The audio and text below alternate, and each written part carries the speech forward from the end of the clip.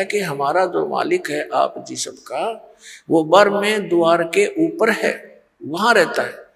और आदरणीय गरीबदास साहिब जी ने भी जब परमात्मा के साथ जाकर के वो आंखों देखे सारे द्वार, जब कहा था असंग जन्म तन मरत्या होगे जीवित क्यों ना मरे रे, और द्वादश दर मद मैल मठ बोरे बहुर ना देथ रे। वो बर्म में द्वार को पार करके वहां है वो बर्मा द्वार, वहां है वो मठ, वो स्थान जहां जाने के बाद फिर लौटकर प्राणी कभी संसार में नहीं आता, वो परम शांति को प्राप्त होता है।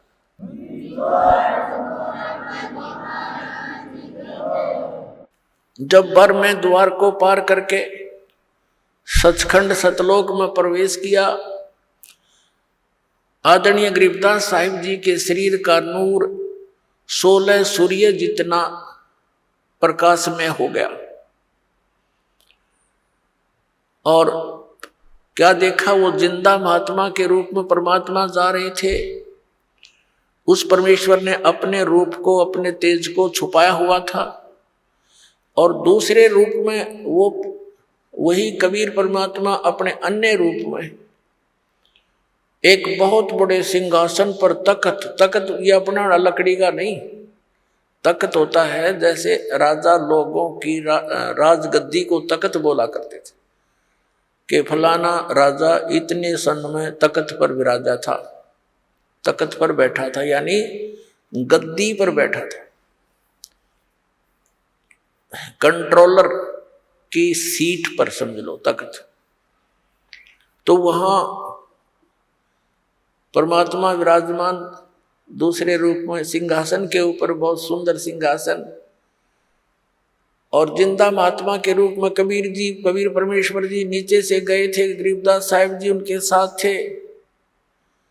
वह एक चंवर रखा था, जिंदा महात्मा के रूप में परमेश्वर कबीर देव जी, कबीर साहिब जी अपने ही दूसरे रूप पर चंवर करने लगे, जो सिंहासन पर विराजमान था, जैसे एक सेवक करता है अपने गुरुदेव के ऊपर चंवर करता है श्रद्धा के साथ।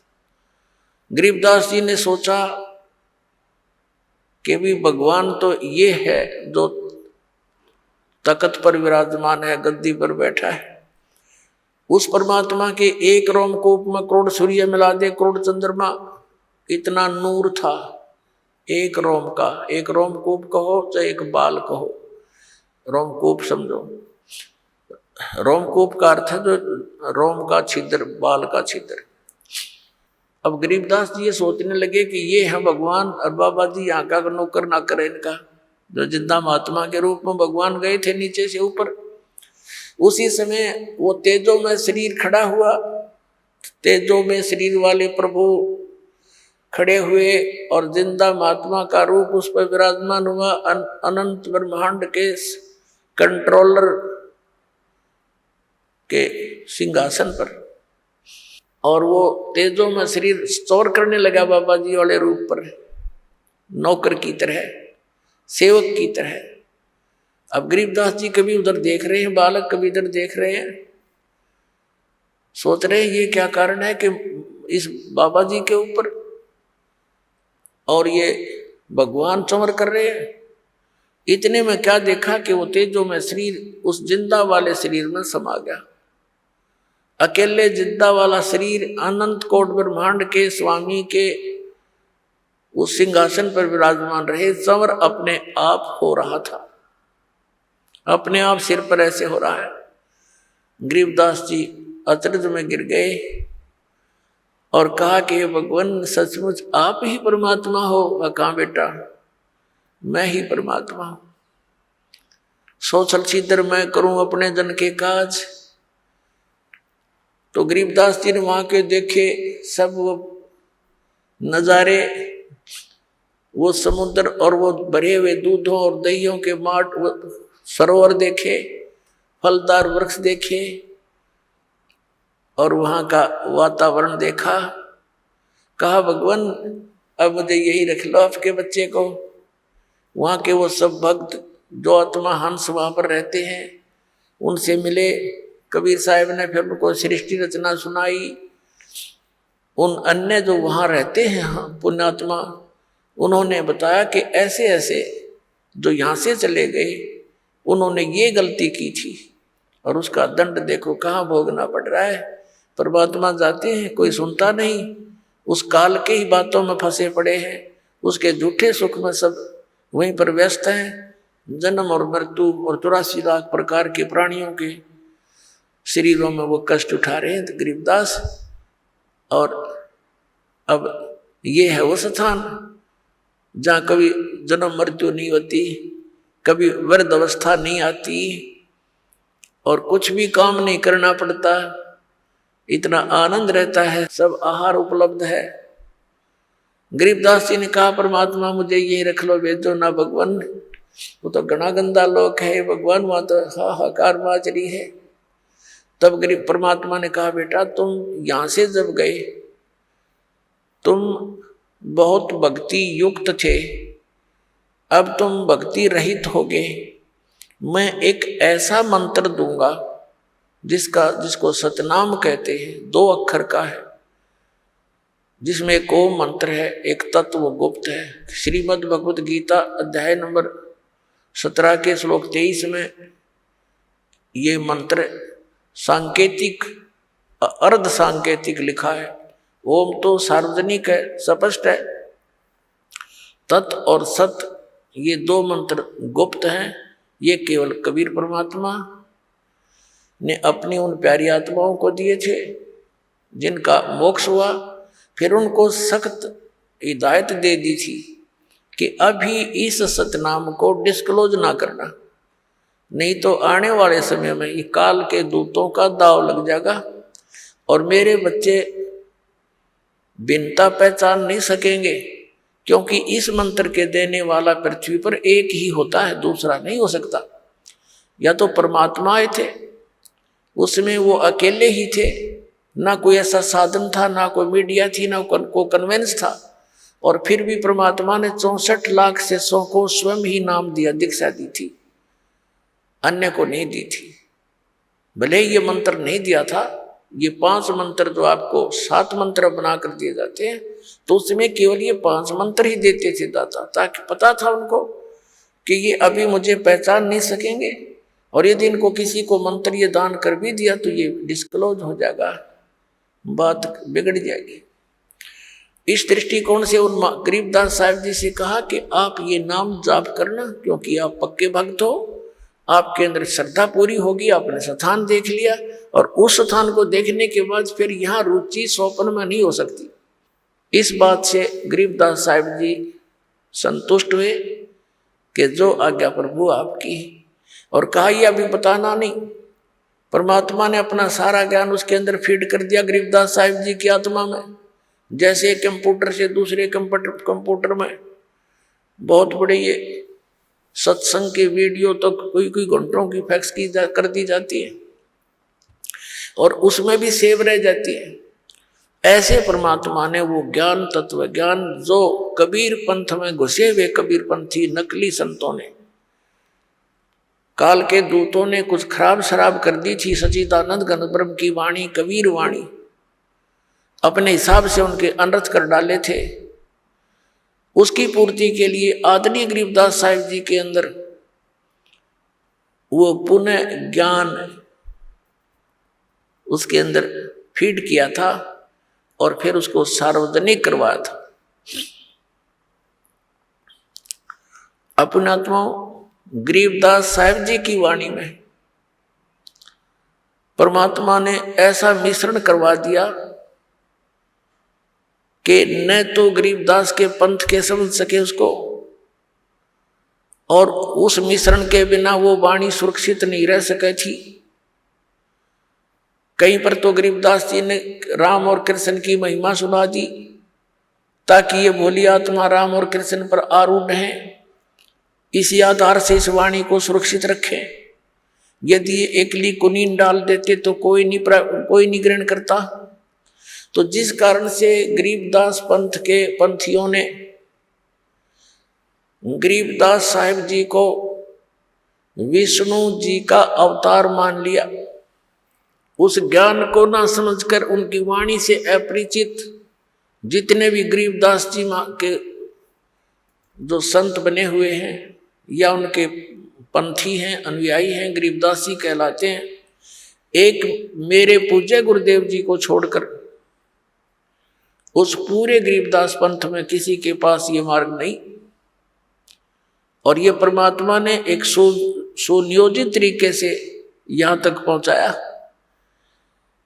हमारे जो गरीबदास जी के बाद सीधे जो शिष्य बने उनके शीतल दास जी थे, गांव बराना के अंदर उनका आज भी आश्रम है छोटा सा। उनको गरीबदास जी ने विशेष हिदायत दे दी थी कि ये मंत्र तू जाप कर, केवल एक सुयोग शिष्य जिसको मैं संकेत दूंगा उसको बताना। तो गरीबदास जी ने स्वप्न में उनको संकेत दिया और दूसरा उनका जो शिष्य अधिकारी था उसको बताया कि इसको देना और उसको यही बोल देना कि और किसी को नहीं बताएगा। ऐसे ही चलते चलते मेरे पूज्य गुरुदेव जी के पास ये केवल इस गरीबदास पंथ से एक ही कड़ी आई है, ये सत्कर मान लेना। और उन्होंने इस दास को फिर ये भेद दिया, ये ज्ञान दिया। मेरे पूज्य गुरुदेव जी के बहुत से शिष्य थे, कुछ साधु भी बने हुए थे, लाल कपड़े रंग कर भी रहते थे। उनको भी आदेश नहीं दिया नाम देने का, केवल इस दास को। दास तो एक सर्विस करता था, यही था मैं इस हरियाणा के अंदर इस नहर महकमे के अंदर। और जब दास की पता नहीं उन्होंने क्या देखा इस दास के अंदर, स्पेशल मुझे कहा था कि ये नाम तू दिया करेगा, सत्संग कर और अकेला मत समझना, परमात्मा तेरे साथ रहेंगे और विश्व में तेरे समान पृथ्वी पर कोई संत नहीं होगा।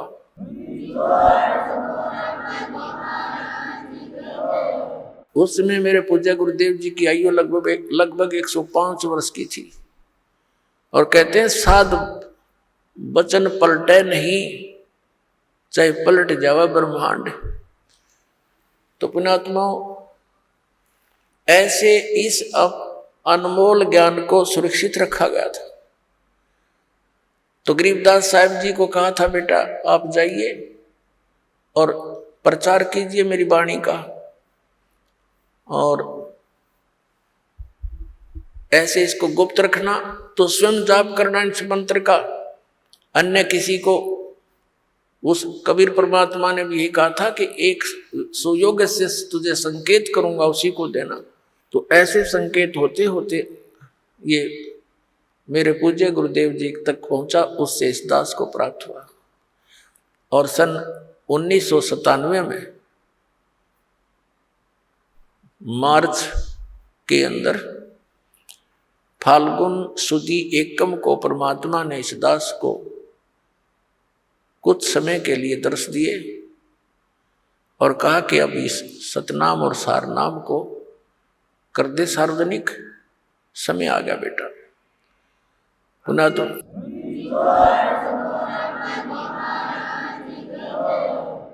अपनात्मा गरीबदास जी महाराज को परमात्मा ने कहा कि आप जाओ बेटा वापस और इस सतनाम का जाप करना, तुम जल्दी ही भक्ति के धनी बन जाओगे। तुम्हारा जितना भी हानि हुई है इससे वो अक्षति पूर्ति हो जाएगी। फिर उसकी महिमा बताई है परमात्मा ने, जो गरीबदास जी ने परमात्मा कबीर जी से सुने हुए ज्ञान को कैसे बताया है कि सतनाम पालड़ रंग होरी हो, 14 लोक चढ़ावे राम रंग होरी हो, 3 लोक पासंग धर रंग होरी हो, तो ना तुलाया राम रंग होरी हो। सतनाम के एक श्वास की कीमत पुण्यात्माओं कितनी है? एक सतनाम के श्वास उस श्वास से एक कंप्लीट मंत्र की कमाई बन जाती है। जैसे आप एक मंत्र श्वास से बाहर छोड़ते हो, दूसरा अंदर लेते हो, ये एक कंप्लीट जाप हो गया सतनाम का। कई भक्त असमंजस में पड़े रहते हैं। ये एक मंत्र समझो कि बस स्टार्ट जिससे किया अंत दूसरे पे हो गया, बस ये एक मंत्र हो गया। इसकी कितनी कीमत है? आप तो बालक को, आपको पता नहीं, ये वहां डिपॉजिट होने लग रहा है आपका, परमात्मा के सच्चे दरबार में। कि एक परमात्मा कबीर साहब ने बताया है, गरीबदास साहिब जी के माध्यम से ये ज्ञान दिया है कि एक तराजू के एक पलड़े में, ताखड़ी के बैलेंस अंग्रेजी में कहते हैं इस तराजू को, एक पलड़े में कहते हैं सतनाम का एक सिमरन की कीमत रख दे, वैल्यू। और फिर कहते हैं दूसरे पलड़े में 14 लोक रख दे। ये 14 लोक कौन से? ये ब्रह्मा जी का लोक, विष्णु जी का लोक, शिव जी का लोक, स्वर्ग लोक और दुर्गा का लोक, ब्रह्म लोक, और ये और नीचे के पाताल, ये अन्य लोक 6 लोक अलग हैं। 7 है वैसे, लेकिन ये पाताल लोक अलग से इन 3 लोकों में गिना जाता है, पृथ्वी लोक, स्वर्ग लोक और पाताल लोक। एक महास्वर्ग है, एक धर्मराज का लोक, और ये प्रत्येक अलग अलग 98,000 ये 88,000 खेड़े हैं। इस तरह के ये 14 लोक हैं, जैसे गोलोक, भूलोक, भुवलोक, इस तरह काफी लोग 14 लोक बनते हैं कुल मिला के। तो क्या बताया कि 14 लोक तो एक तरफ और 1 श्वास सतनाम की कीमत एक तरफ पालड़े में, और 3 लोक पासेंग दर है। ये पूरी पृथ्वी, पाताल और स्वर्गलोक, जिसको इंद्र का लोक कहते हैं, इन तीनों लोकों की तो इसमें गिनती ही नहीं है। अब पासेंग क्या होती थी? पहले तराजू हुआ करती, देसी टाइप, अब भी है, गांव में होंगी मेरे ख्याल में, अब भी वैसे भी है, लोहे की होगी, पहले लकड़ी की डंडी होती थी, अब लोहे की जंजीरें होगी, पहले रस्सी बंदी होती थी उन पालड़ों के। तो उसमें हाथ से तोला करते थे, एक डंडी का एक रस्सी बांध रखी होती थी सेंटर में, तो दोनों तरफ तराजू होती थी। तो हमारे घरों पर ये कोई कनक लेने आते थे व्यापारी लोग, गेहूं वगैरह तोलते थे, आकर के मोल लेते थे। तो उसमें उनसे पहले कहा जाता था कि लाला जी पासिंग 3 एरर दिखा ताखड़ी में। वो देखता था कोई पलड़ा ऊपर नीचे होता था, तो उसमें उसी गेहूं से ही एक मुट्ठी गेहूं उठा करके दूसरी साइड में डालकर उसकी एरर ठीक कर ली जाती थी उस तराजू की। उसको पासेंग कहा करते कि इतनी पासेंग है, इसमें इतनी एरर है। तो उस पासेंग को ठीक करने के लिए एक मुट्ठी गेहूं तो वैसे डाल दिए, वो सौदे में नहीं होते। और सौदा तो वो गद्दागद मनमाना 10 क्विंटल तोल ले जा, वो सौदा है। तो परमात्मा कहते हैं कि सतनाम पालड़ रग होरी हो, और 14 लोक चढ़ावे राम रग होरी हो। ये 3 लोक पासंग धरे रग होरी हो, तो ना तुलाया राम रग होरी हो। कि तो भी वो सतनाम का पलड़ा भारी रहेगा, उठे नहीं, और वो 14 लोक वाला ऊपर को उठ जाएगा। अपनात्मा एक श्वास, उस श्वास की कितनी कीमत। तो हम कितनी भक्ति लेकर यहाँ आए थे, हम आजीवन लगे रहेंगे, जब जाकर वह पूर्ति होगी। और पुण्यात्मा, क्योंकि हम अपनी भक्ति कमाई को यहाँ वेस्ट घड़ी करते हैं, इस करके हम जल्दी सटोर नहीं हो पाती, क्योंकि हम काल ने ऐसे उलझा रखे हैं, ना चाहते हुए भी कहीं ना कहीं पंचर हो ही जाता है। किसी ना किसी कारण से कोई बच्चे को दुख आ गया, तो उसको अंतरात्मा से काल हमें ठगवा ही देता है। लेकिन उस समय हमने दृढ़ रखना चाहिए कि बच्चे को परमात्मा से जोड़ना चाहिए, और फिर आप रखवाला है, ये विश्वास करना चाहिए कि परमात्मा से जो जुड़ गया उसका साथी है वो, उसका बिगड़ कुछ नहीं सकता। लेकिन हमारा दिल कमजोर हो लिया, इतने कष्ट हमने सहन, इतने कष्ट उठा रखे हैं युगों युगों से। जैसे कहते हैं, जैसे कुत्ते का कोई लठ मार दे और वो बेचारा इतना पीड़ित हो जाता है, बहुत चिल्लाता है, फिर कहीं भी बैठा हो और जरा सा भी कोई शोर हो जा, ऐसे डंडा टाइप का, वहीं बैठा बैठा चिल्लाने लग जाता है, जबकि आसपास भी कष्ट नहीं है उसके। तो हम इतने दुखी हो चुके हैं युगों युगों से, हम इतने भयभीत हैं कि ना जाने पता के बिजली गिरेगी इस बच्चे पे, के हो जाएगा भगवान। तो हम डरते रहते हैं, और हम उस डर के कारण अपनी भक्ति को भी उसमें कुछ ना कुछ डिवाइड कर ही देते हैं। जैसा भी है अब लगे रहो, एक दिन ऐसा आएगा आपका सारी समझ में आ जाएगी, और फिर भगवान उनका रखवाला दिखाई देगा आपको। तो इस प्रकार हम अपनी भक्ति का नाश गणा करते हैं, आशीर्वाद दे देते हैं, किसी के हाथ सिर पर हाथ रख दिया, आपके कोई चरण छुए, सिर पर हाथ रख दिया, आपकी गई पूंजी ढेर सारी। क्योंकि जिसके अंदर कुछ है वही तो दे सकेगा।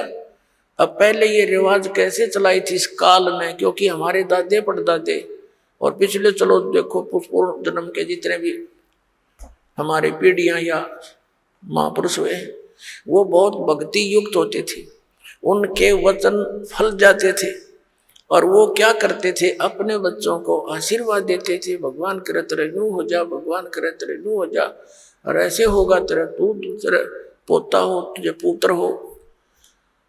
तो ऐसे वो अपनी पूंजी को नष्ट कर देते थे, अपने टायर से, अपने पहिए से, अपनी ट्यूब से दूसरे में हवा भरते रहते थे। अब ना तो उनकी ट्यूब काम की रही, ना आपने भी कंडम कर दी, दोनों खड़े हो गए।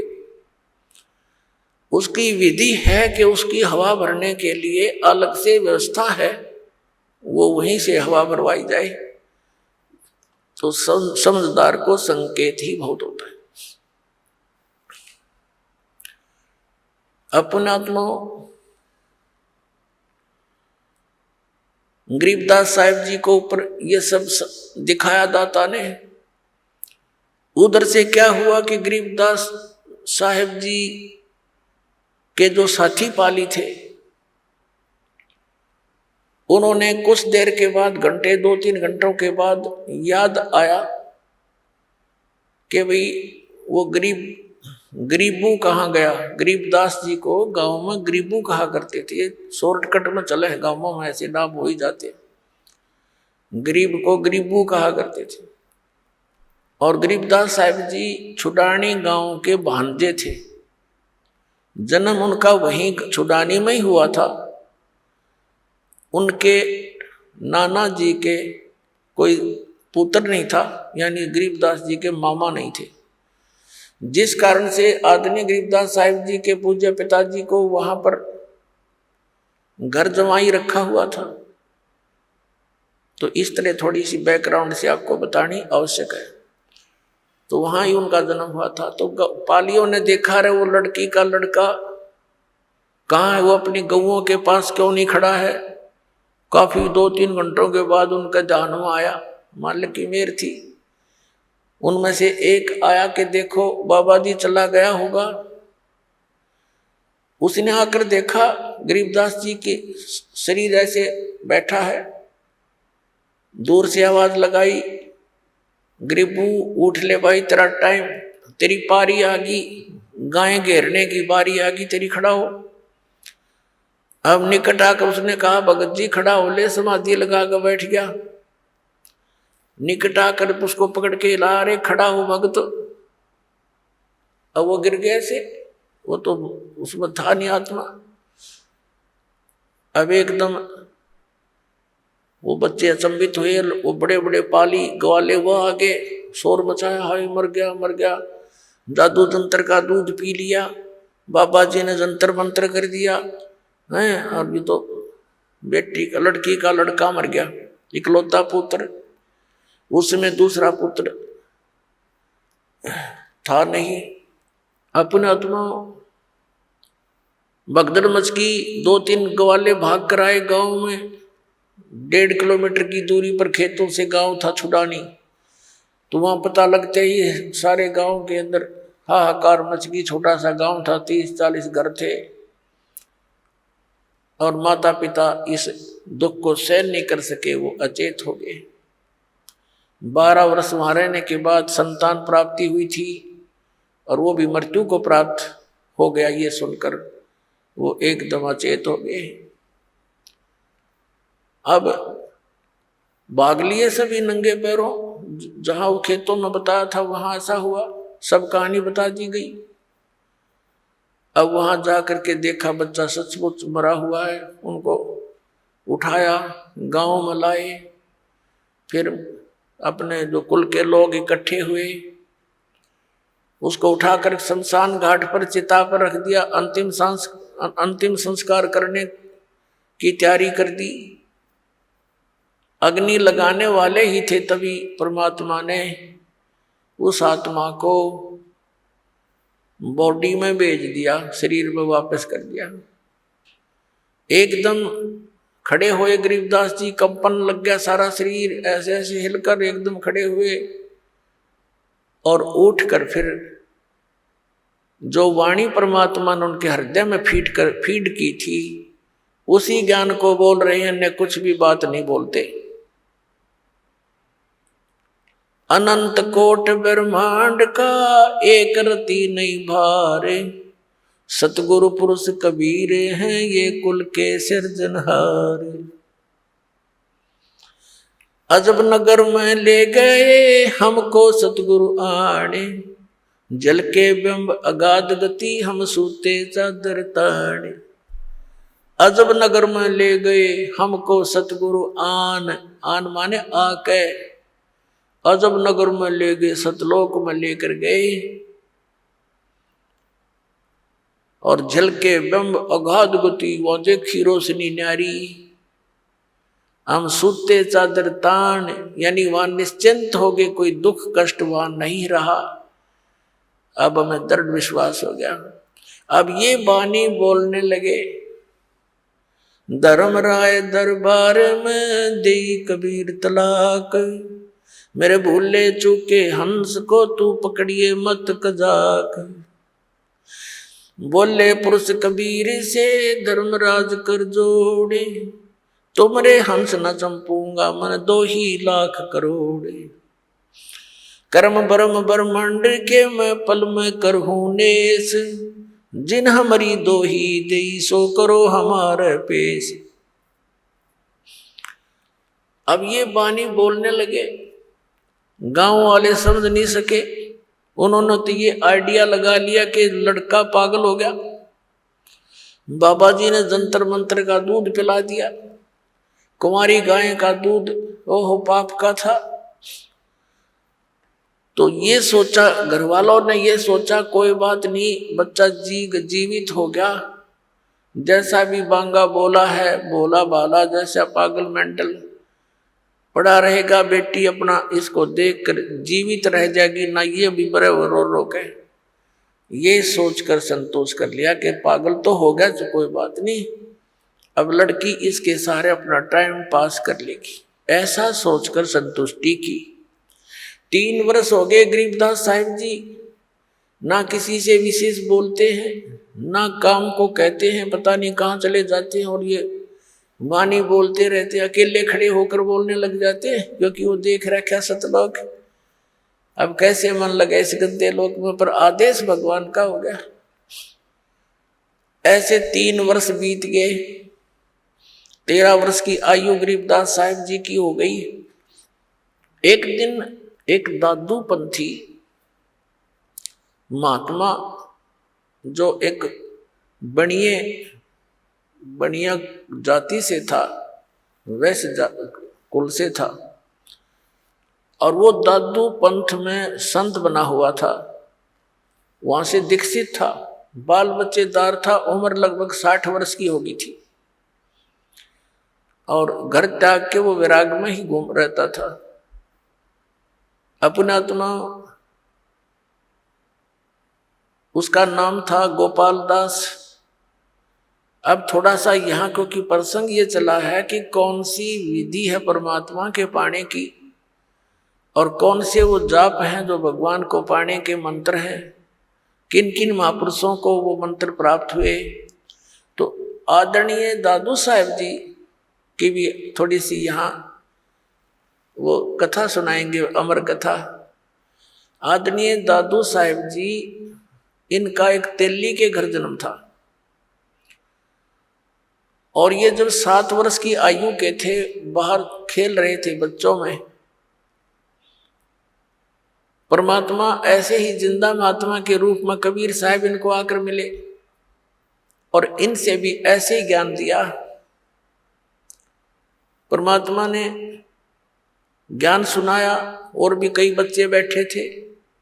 उन्होंने तो क्या किया, गरीब उस कबीर परमेश्वर ने क्या किया, अपने करमंडल से एक लोटे से पानी लिया, चलो मैं मुख में, और पान के पत्ते थे वहां पर, पत्ते पान का छोटे छोटे होते पीपल जैसे, उस पान के पत्ते पर वो पानी ऐसे उल्टा मुख से डाल दिया, कुरला मार दिया